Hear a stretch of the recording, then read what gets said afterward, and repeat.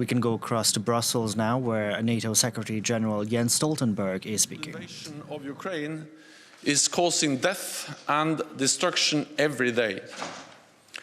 Allies stand united in support for the brave people of Ukraine and against the Kremlin's cruelty.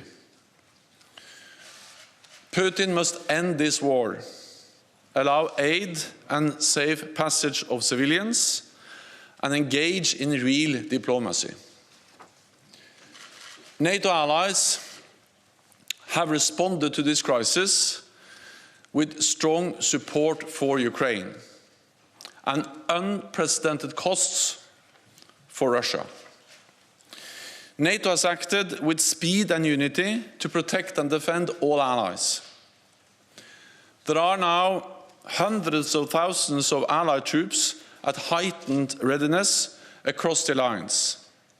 100,000 US troops in Europe and 40,000 forces under direct NATO command, mostly in the eastern part of the alliance.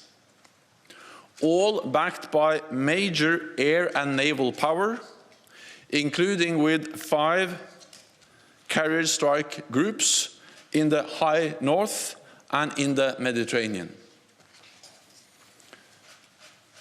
At the summit tomorrow, we will make further decisions.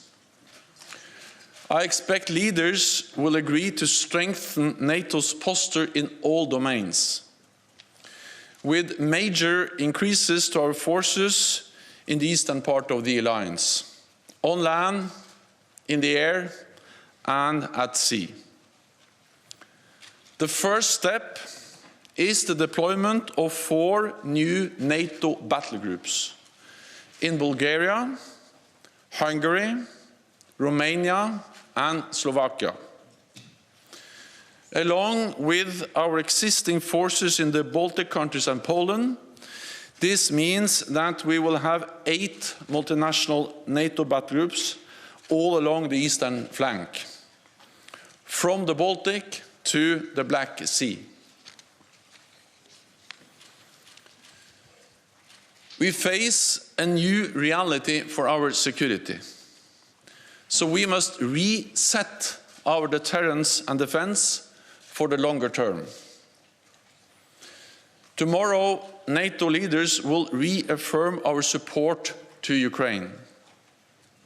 Ukraine has the right to self-defense under the UN Charter. And we are helping Ukrainians to uphold this fundamental right. Since 2014, allies have trained Ukraine's armed forces and significantly strengthened their capabilities. They are putting that training into practice now on the front lines with great bravery.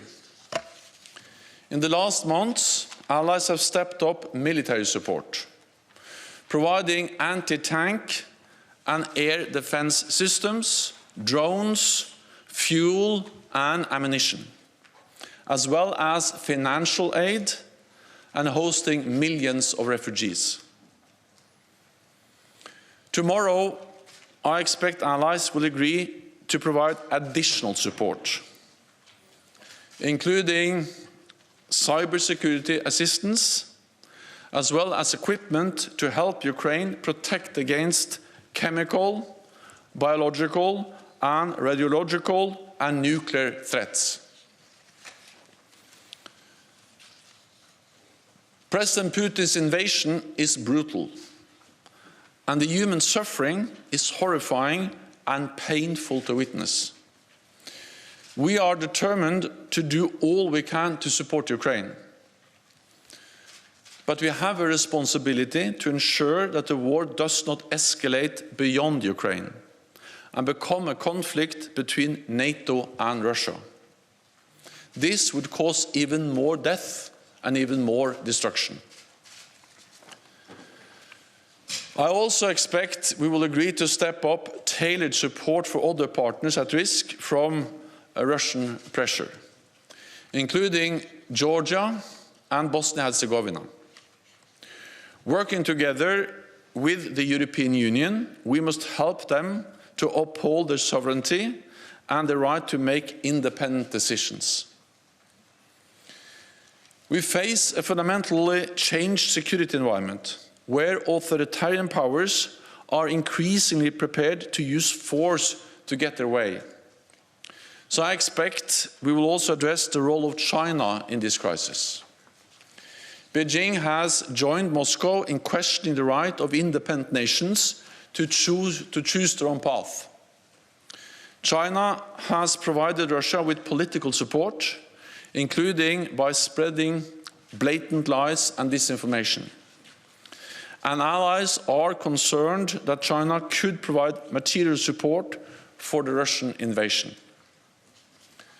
I expect leaders will call on China to live up to its responsibilities as a member of the UN Security Council, refrain from supporting Russia's war effort, and join the rest of the world in calling for an immediate, peaceful end to this war. We will also call on Belarus to end its complicity in Putin's invasion. The decisions we take tomorrow will have far-reaching implications. Major reinforcements to our security will require major investments in defense. So I expect allies will agree to redouble their efforts to invest more. There is a new sense of urgency because we cannot take peace for granted. From the start of this crisis, Europe and North America have stood together, united in NATO, and we remain united, opposing Russia's aggression, supporting Ukraine, and protecting all allies. And with that, I'm ready to take your questions.